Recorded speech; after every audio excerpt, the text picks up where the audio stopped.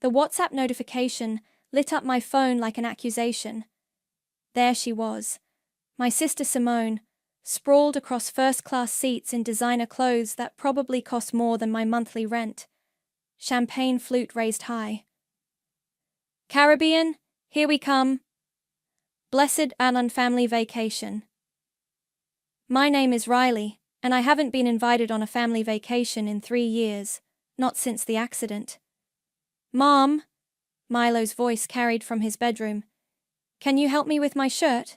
I pocketed my phone and wheeled into his room, where my 10-year-old son struggled with his school uniform.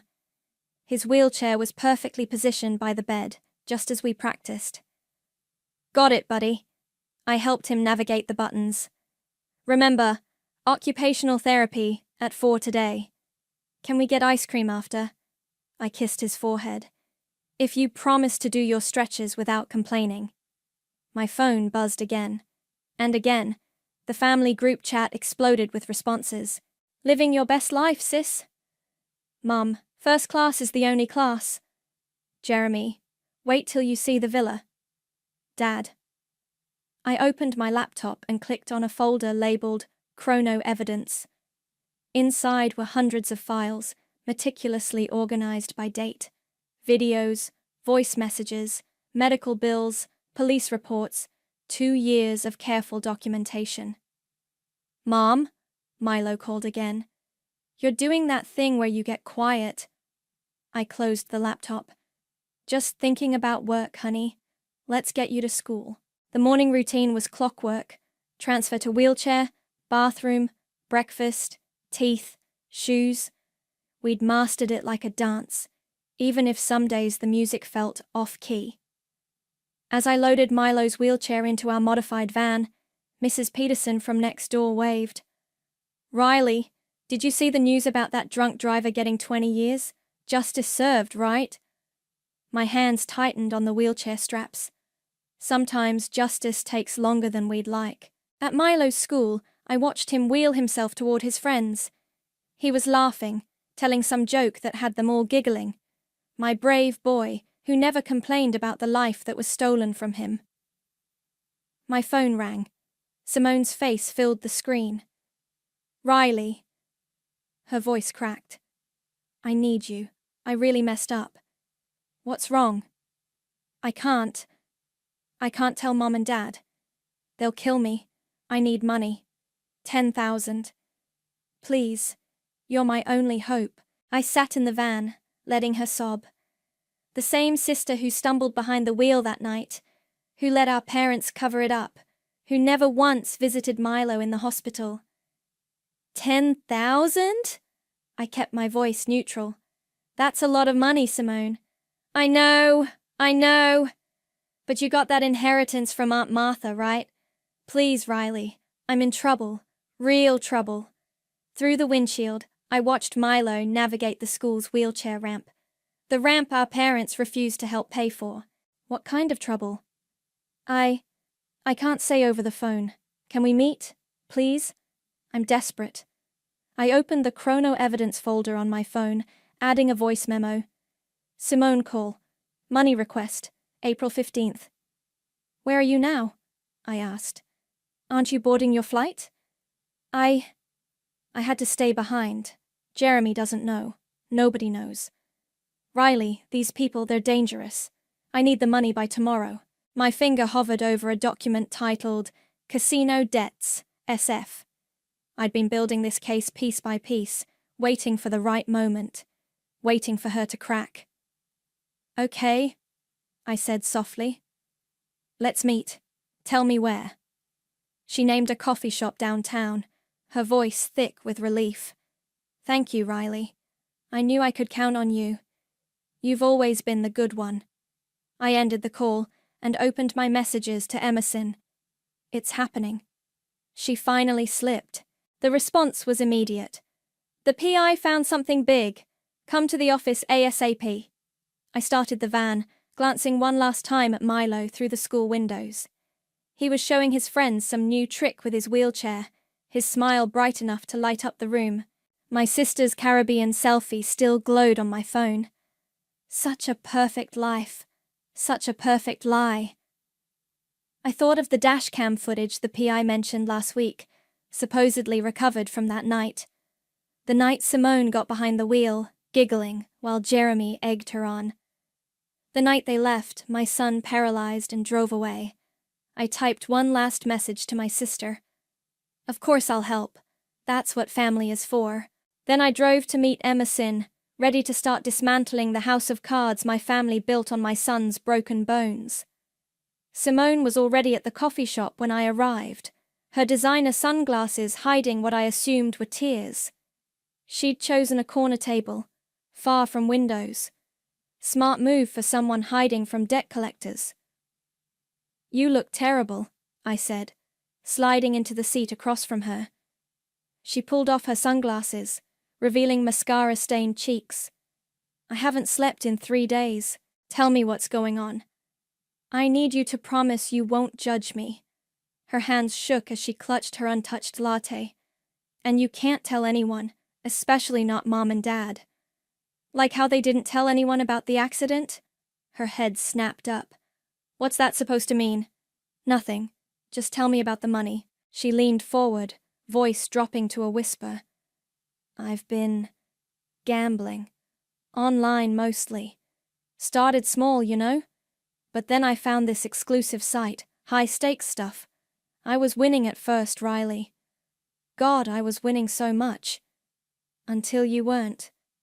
I borrowed money. From people you don't want to borrow from. She grabbed my hand. They're threatening to tell Jeremy, to tell everyone. They'll hurt me, Riley. Please. I extracted my hand from hers. How much do you really owe? 10,000 would cover the immediate. Total, Simone. How much? She stared into her coffee. 150,000. I let that number hang between us. The same amount our parents offered me to sign that gag order after the accident. The money I'd refused. Does Jeremy know anything? No, God no. He thinks I'm at the resort with Mom and Dad. I told him I'd catch up tomorrow, that I had a charity event today. My phone buzzed. A text from Emerson. You need to see this footage. Now. I need time to think about this, I told Simone. The inheritance money isn't just sitting in my account. I don't have time. Her voice cracked. They want the first payment by midnight. Please, Riley. I've never needed anyone like I need you right now. I stood up. That's not true, Simone. You needed me the night you got behind the wheel drunk. You needed me when Milo was in surgery. You needed me every time you chose to look away. Her face went pale. Why are you bringing that up now? Because debts always come due, one way or another. I left her there, crying into her expensive latte, and drove straight to Emerson's office. She was waiting with Adam, my lawyer, both looking grim. Watch this, Emerson said, turning her monitor toward me. The grainy dashcam footage showed a familiar street. Simone stumbling out of the restaurant, Jeremy's arm around her waist. Both laughing. I can totally drive. Simone's voice, slurred but clear. Show them how it's done, babe. Jeremy, pushing the keys into her hand. I gripped the desk as the footage continued. The swerving, the impact. Then Jeremy's voice. Oh shit! Oh shit! Drive! Just drive! Adam paused the video. This was recovered from a rideshare driver's dash cam. He was parked across the street that night, never came forward because your father's firm had connections to his employer. But now he's retired, Emerson added, and feeling guilty. My phone lit up with texts from Simone. Please call me back. I'm begging you. They're going to hurt me. What's our next move? I asked Adam. We file tomorrow. The gambling debts actually help us. Shows a pattern of reckless behavior. The timing's perfect. I thought of Milo, who would be finishing school soon, who still asked sometimes why Aunt Simone never visited anymore. Do it, I said. File everything. Emerson touched my arm. Are you sure? Once this starts, My family spent 3 years pretending nothing happened. They holiday in the Caribbean while I take my son to physical therapy. They deserve everything that's coming. My phone rang. Mom's face appearing on screen. I answered on speaker. Riley, your sister is hysterical. What did you say to her? Nothing she didn't need to hear. She says you threatened her. After everything we've done for you. Everything you've done for me? I laughed. Tell me, Mom, how's the resort? Is the view as nice as it looks in Simone's selfies? Don't be bitter, Riley. You know we couldn't bring Milo. The resort isn't equipped. I met Emerson's eyes as she handed me the final lawsuit documents. You're right, Mom. It's time everyone was properly equipped to handle the truth. I hung up and signed my name on the dotted line, remembering Simone's words from the coffee shop. I've never needed anyone like I need you right now. She was wrong about that too. She needed me to finally make her pay. I watched the dashcam footage for the 6th time in Adam's office, each viewing making my hands shake harder.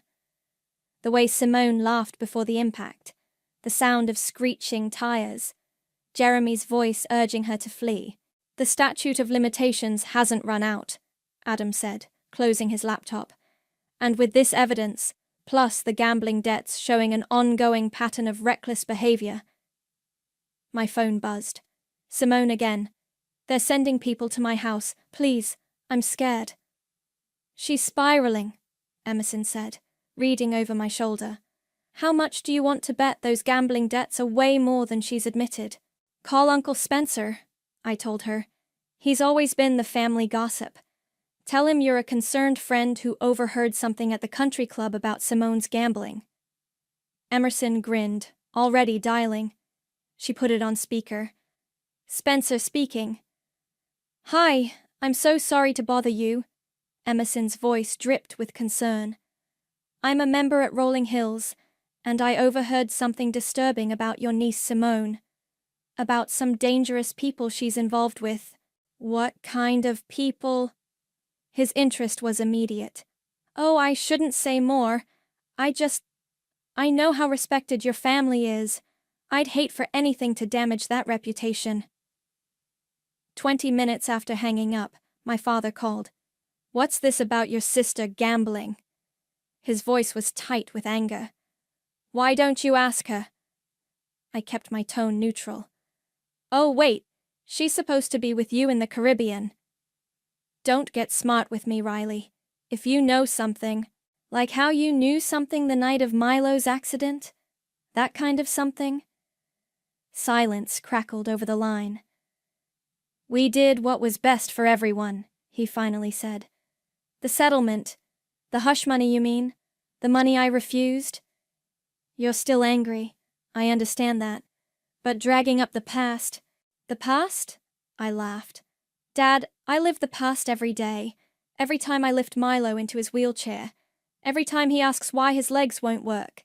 Every time Simone posts another perfect Instagram photo, pretending she's not a drunk driver who destroyed her nephew's life. That's enough, he barked. What do you want? I want justice. Justice, he scoffed. You want revenge. Maybe they're the same thing. Adam gestured at his watch. The court filing deadline was approaching. Dad, I said softly. Remember when I was 7, and you taught me to swim? You said the trick was to not fight the water, to work with it until it carried you where you needed to go.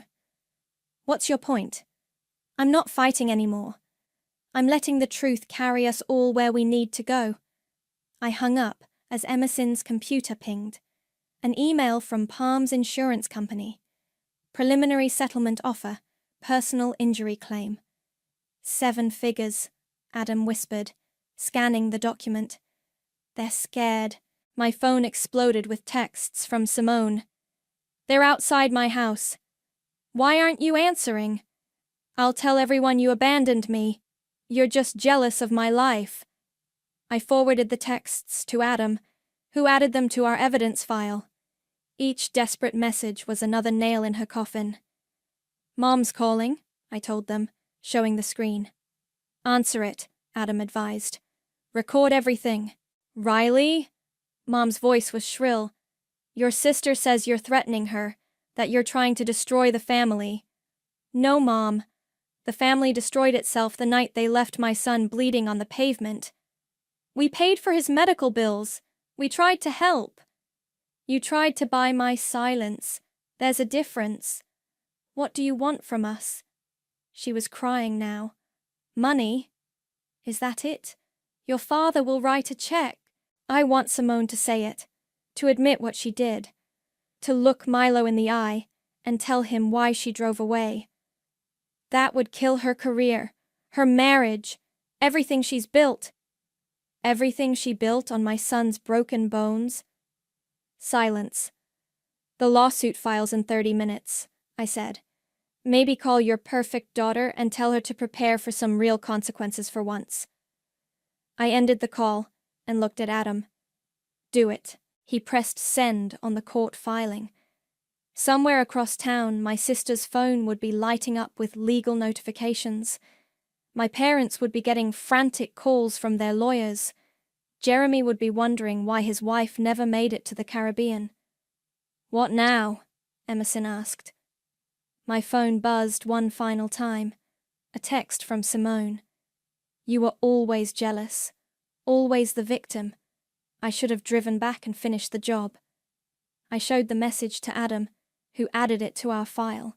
Now? I smiled. Now we watch it all burn. I might be able to help you, I told Simone over the phone, but I need to know exactly what kind of trouble you're in. She'd been calling non-stop since the lawsuit notification, alternating between threats and desperate pleas.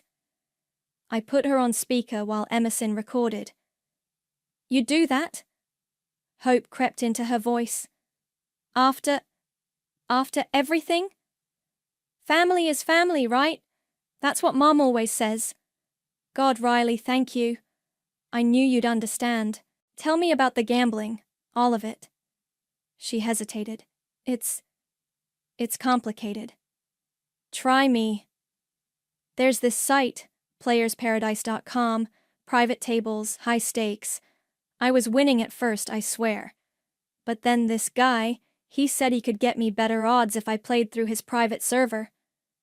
And you believed him? He seemed legitimate. He had references, other players. She paused. I lost. Big. Then he offered to let me play on credit. How much, Simone? 300,000. I let the number hang there. Twice what she'd admitted at the coffee shop. These people, she continued, they know where I live. They know about Jeremy, about Mom and Dad. One of them said they'd break my legs if I didn't pay. Like Milo's legs? What? Why would you... Her voice hardened. Is that what this is about? You're still obsessed with the accident? The hit and run, you mean? Stop it. I need help, and you're playing games. No games, just truth. Finally, my other phone lit up. Jeremy calling. I switched lines. What the hell is going on? He demanded. I'm getting calls about a lawsuit? Ask your wife about the gambling debts. Ask her where she really is right now. What gambling? He stopped. Simone's not at the resort? Check your joint accounts, Jeremy. Check them now. I heard typing, then a sharp intake of breath. Oh my God. Oh my fucking God. While you're at it, ask her about the dashcam footage from the night of the accident, the one where you told her to drive away from my son. The line went dead. Emerson's computer pinged. An email from a local news station requesting comment on the lawsuit. It was starting. My phone buzzed again. Simone. Jeremy's threatening divorce. You ruined everything. I texted back. No, you did that yourself. One bad choice at a time. Then came the voicemail. Simone, sobbing. I'm going to kill myself. I'm in the bathroom with pills. This is your fault. All your fault. I forwarded it to Emerson, who made a call. 5 minutes later, she confirmed. Police did a welfare check.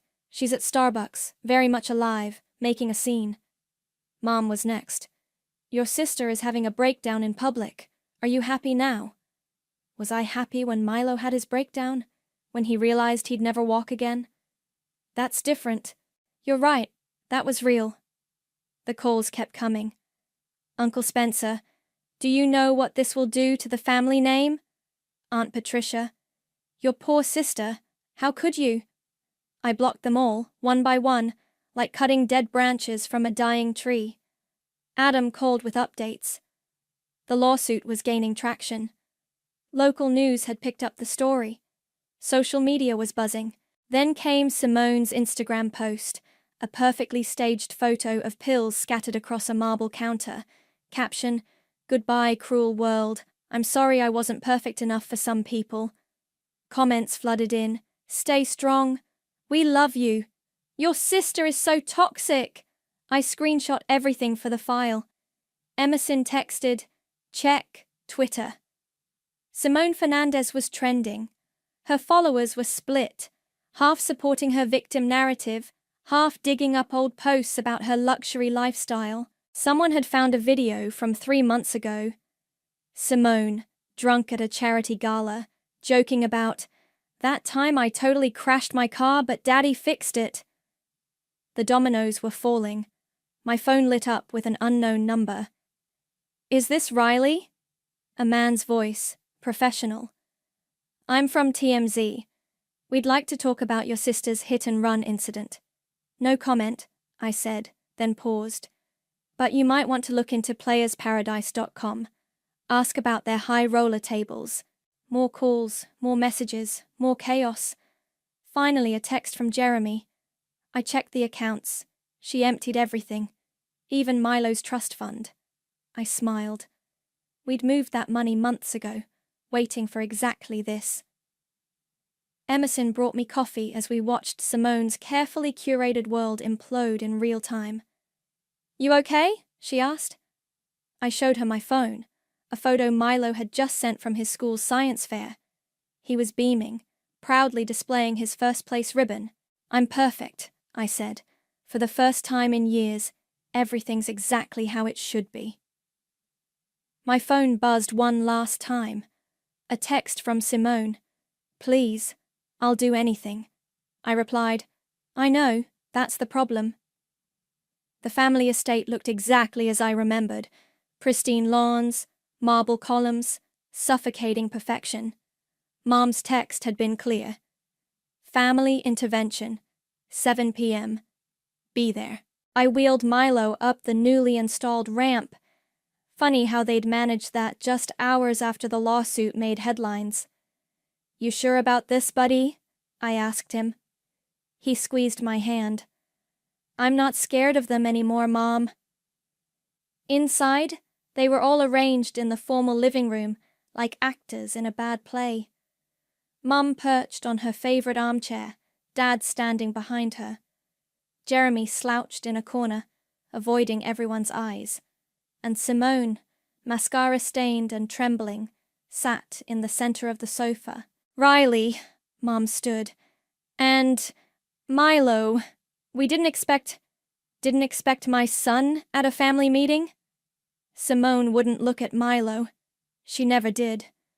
"Please sit," Dad gestured.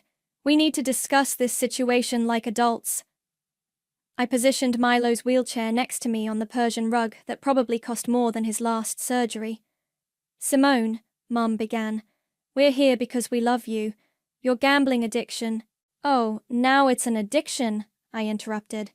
"Not just her being spirited or living life to the fullest, like when she drove drunk."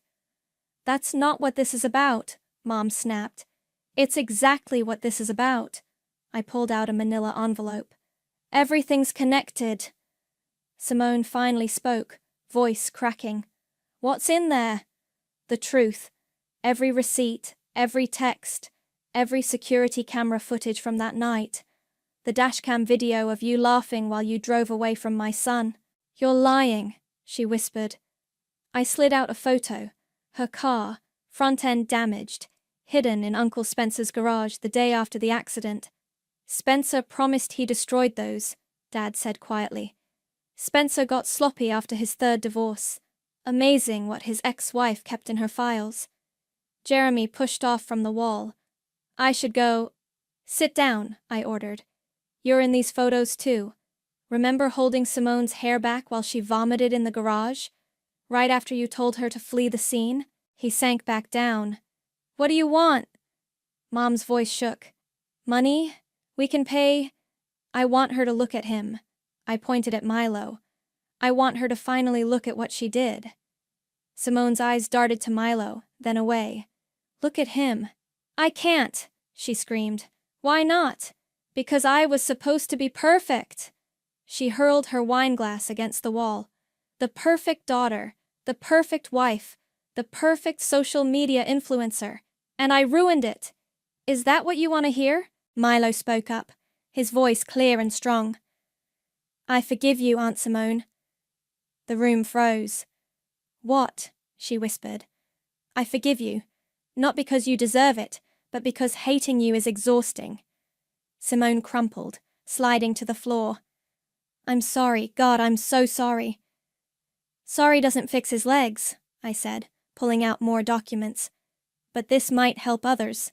Dad recognized the paperwork first. You're not just suing us. You're going after the country club that served her alcohol, the valet who gave her keys back, our lawyer who covered it up. Everyone who helped hide the truth. Every single one. Mom lunged forward, hand raised to slap me. I caught her wrist. Try it, I said softly. Give me one more thing to add to the lawsuit. Jeremy's phone buzzed. He checked it, face paling. TMZ just ran the story, with the dashcam footage. Simone screamed, scrambling for her phone. Her Instagram followers were already dropping by the thousands. Your choice, I told them all. We can settle this quietly, with a full confession, compensation for Milo's ongoing care, and a substantial donation to drunk driving prevention programs. Or what? Dad demanded. Or I let the media dig deeper. They're very interested in the family that covered up a hit and run. I hear Netflix is already calling about rights to the story. Mom collapsed into her chair. You're destroying us. No, Milo said. You destroyed yourselves. Mom's just turning on the lights. I handed each of them a document. Sign the settlement by midnight or tomorrow I give my first television interview. You wouldn't, Simone breathed. I stood, gripping Milo's wheelchair handles. 3 years ago, I begged you to take responsibility. You chose image over truth. Now, I choose justice over family. We turned to leave. Behind us, I heard papers rustling, Mom crying, Simone's broken whispers. At the door, Milo looked back. By the way, Aunt Simone, those casino guys you're scared of, Mom already reported them to the FBI. You're welcome. We left them there, surrounded by their shattered perfection, finally facing the truth they'd tried so hard to bury. My phone buzzed. Adam texting. TMZ story hitting 1M views. You ready for tomorrow? I looked at Milo, who smiled and nodded. Ready, I typed back. Time to tell our story. The morning after the intervention, my phone wouldn't stop buzzing. Justice for Milo was trending. Simone's Instagram followers had dropped by 500,000 overnight. 3 brands had already dropped her sponsorship deals. Mom, Milo called from the living room. We're on TV. The local news was running the dashcam footage on a loop. Simone stumbling to the car. Jeremy laughing. The impact. The escape. My phone rang. Jeremy. Make it stop, he pleaded. My company's board is meeting this afternoon. They're talking about moral character clauses in my contract. Karma's interesting, isn't it? I'll testify, he said quickly. Against Simone. About everything. The drinking, the cover-up, your father's bribes to the police. Send it in writing to Adam. Every detail. He hung up as another call came in. Simone's agent. Listen, she started. This could work for everyone.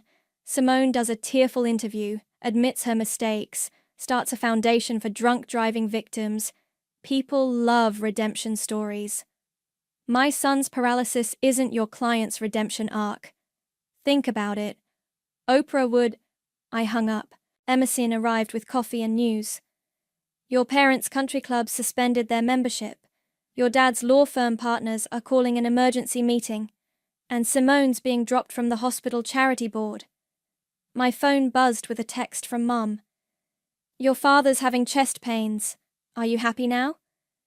I showed Emerson, who snorted. Classic manipulation. Want to bet he's perfectly fine? Mom? Milo wheeled over. Someone's at the door. Through the window, I saw Simone standing on our porch. No makeup, wearing sweatpants. I'd never seen her like this. Stay here, I told Milo, and opened the door. They're going to arrest me, she blurted out. The police reopened the case. Jeremy's talking to them. Good. Please. She grabbed my arm. I'll lose everything. Like Milo lost his ability to walk? I'll do anything. I'll confess.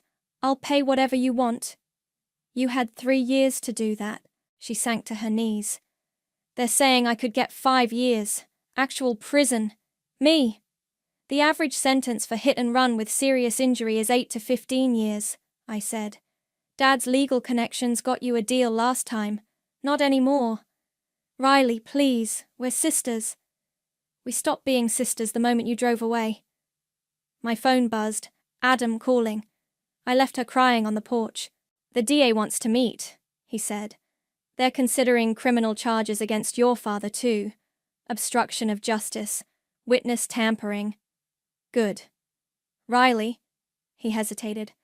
Your mother's doing an interview right now. Local news. It's not good. I switched on the TV. There was Mom, perfectly coiffed, tears strategically falling. My daughters were always so close, she was saying. But Riley, after the accident, she changed, became bitter, obsessed with revenge. We tried to help, offered money, but she wanted to destroy our family. Milo wheeled closer. Grandma's lying again. Yes, she is. Why do they keep lying? Because the truth hurts more than they can handle. My phone exploded with notifications. Mum's interview was backfiring spectacularly. Social media was shredding her, calling out her victim blaming and manipulation. Another text from Jeremy.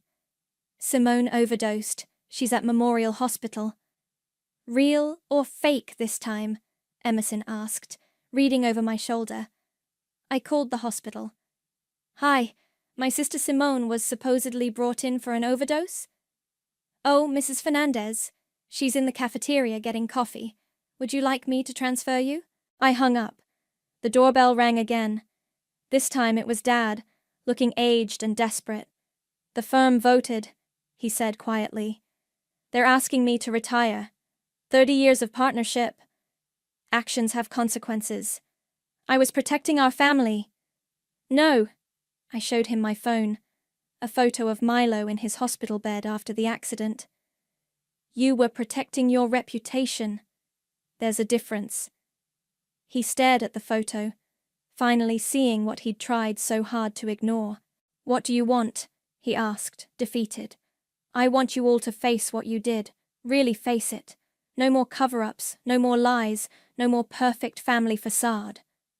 And then justice takes its course for all of you. He nodded slowly, turned to leave, then stopped. For what it's worth, I'm sorry. Not for protecting Simone, but for failing you. For failing Milo. I know, I said, but sorry isn't enough anymore. I closed the door and held Milo close, watching through the window as my father walked away, shoulders bent under the weight of consequences too long delayed. My phone buzzed one last time. The DA's office. Press conference tomorrow. Be ready. We were ready. We'd been ready for 3 years. The courthouse steps were packed with reporters. Milo gripped my hand as we made our way through the crowd, his wheelchair expertly handled by Emerson. Mrs. Fernandez! Any comment on your sister's arrest? Is it true your father's firm covered up the accident? Adam met us at the entrance. Simone's inside. She took the plea deal. How long? I asked. 3 years, with possibility of parole after 18 months, plus restitution. That's it? She agreed to testify against your father. The DA's more interested in the cover-up conspiracy than the original crime. Inside, the courtroom was standing room only. Simone sat at the defendant's table, wearing a beige dress that probably cost more than my car. No makeup, no jewelry. Her lawyer had clearly coached her on appearing humble. Mom and Dad sat in the front row, both looking shell-shocked. Jeremy was nowhere to be seen. All rise! The judge entered, and the proceedings began. I squeezed Milo's shoulder as Simone approached the podium. Would you please state your name for the record? Simone Marie Fernandez. And you understand the terms of your plea agreement? Yes, Your Honor. Please tell the court, in your own words, what happened on the night of April 12th, 3 years ago. Simone gripped the podium. I was drinking at La Maison restaurant, celebrating a new sponsorship deal. I had too much champagne. Jeremy and I were arguing about who should drive. And then, I got behind the wheel. Jeremy was encouraging me, saying I was fine. We were both so stupid. She wiped her eyes. I didn't see the kid on his bike until it was too late. The kid has a name, I said loudly. The judge looked at me. Ma'am, please. His name is Milo, Simone continued, voice shaking. My nephew. I hit him, and I drove away. Jeremy told me to keep driving, said Dad would fix everything. And he did. They all did. They helped me hide what I'd done. The courtroom buzzed with whispers. And the subsequent cover-up? Dad paid off the investigating officer. Mom convinced Riley to keep quiet, offered her money. Uncle Spencer hid my car. Everyone knew, but no one said anything. Why come forward now? Simone looked at me for the first time. Because my sister was braver than all of us. She refused to let us bury the truth. The judge reviewed the plea agreement. Ms. Fernandez, this court sentences you to 3 years in state prison, with eligibility for parole after 18 months. You will pay restitution of $2 million to the victim's family. Do you understand? Yes, Your Honor. Additionally, you will provide full testimony against all parties involved in the cover-up conspiracy. Failure to cooperate will void your plea agreement. 2 officers approached with handcuffs. Wait! Simone turned to us. Milo, I'm so sorry. Riley, Take her into custody, the judge ordered. As they led Simone away, Mom stood up screaming. This isn't justice. This is revenge. Mrs. Marshall, the judge warned, control yourself or be held in contempt. Dad pulled her back down, his face ashen. His own arraignment was scheduled for next week. Outside, the media frenzy had doubled. Cameras flashed as Simone was led to a waiting police car. Riley! A reporter thrust a microphone at me. How do you feel about the sentence? I looked at Milo, who nodded. My son will never walk again. 3 years seems light. But this was never about punishment. It was about truth. No more lies, no more cover-ups. And your parents? Will you support their prosecution? Actions have consequences, even for the rich and powerful. Emerson helped us navigate through the crowd to our van. As we pulled away, I saw Mom crying on the courthouse steps, Dad trying to shield her from cameras. Mom? Milo asked quietly. Are you okay? I touched his cheek. I'm perfect, buddy. How about ice cream? Can we get some for Aunt Simone? For when she's allowed visitors? My throat tightened. Yeah, we can do that. My phone buzzed. A text from Jeremy. Turning myself in tomorrow. Milo deserves the whole truth. I'm sorry it took so long. Then from Dad. The firm's internal investigation found evidence of other cover-ups. I'm cooperating fully. You were right. It's time for truth. Emerson showed me her phone. Simone's perky social media empire had been replaced with a single post. 3 years ago, I made the worst mistake of my life. Then I made it worse by hiding it. To my nephew Milo, I'm finally facing what I did. I hope someday you can forgive me. To my sister Riley, thank you for being strong enough to break our family's cycle of lies. At the ice cream shop, Milo got chocolate with extra sprinkles. As he ate, a young mother approached our table. Are you Riley? I saw you on the news. My brother was hit by a drunk driver last year. Thank you for fighting. Thank you for showing us that the truth matters. I watched her walk away, then looked at my son, my brave, beautiful boy who had taught me that justice doesn't always roar. Sometimes it just quietly insists on being heard. The moving truck pulled away from our new house, leaving Milo and me standing in the driveway. Single-story, wheelchair accessible, with a garden out back. Everything we needed, nothing we didn't. Ready to see your room? I asked. Race you there. He wheeled ahead, expertly navigating the wide hallways we'd specifically designed. My phone buzzed. Emerson sending a news update. Dad's sentencing was complete. 18 months for conspiracy and obstruction. Mom got probation and community service. The family's reputation was in tatters, but at least the truth was finally out. Mom, Milo called. There's a letter. On his new desk sat a cream-colored envelope. Prison stationery. Want me to read it? I asked. He nodded. Dear Milo, I began. The prison library has a program where we read to kids at the children's hospital. Kids like you were, after the accident. Every time I read to them, I think about what I took from you. What my cowardice cost our family. The doorbell rang. Emerson stood there with a box of pizza and a folder. The foundation paperwork is ready, she said, following us to the kitchen. Just need your signature to make it official. I signed where she pointed. The Milo Marshall Foundation for Accident Victims was now real. Did you tell him about the first recipient? She asked. Milo looked up from his pizza. Tell me what? I pulled out my phone, showing him the application. Remember Tommy from your physical therapy group? His family's struggling with medical bills. We're going to help them. His eyes lit up. Really? Can I tell him? It's your foundation, buddy. You can do whatever you want. My phone buzzed again. A text from Jeremy.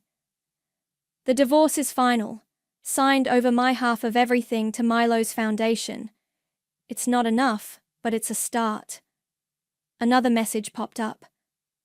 Mom, the country club board meeting went as expected. They're renaming the annual charity gala. It's now the Milo Marshall Benefit for Accident Survivors. I showed Emerson, who snorted. Amazing how generous people get when their reputations are at stake.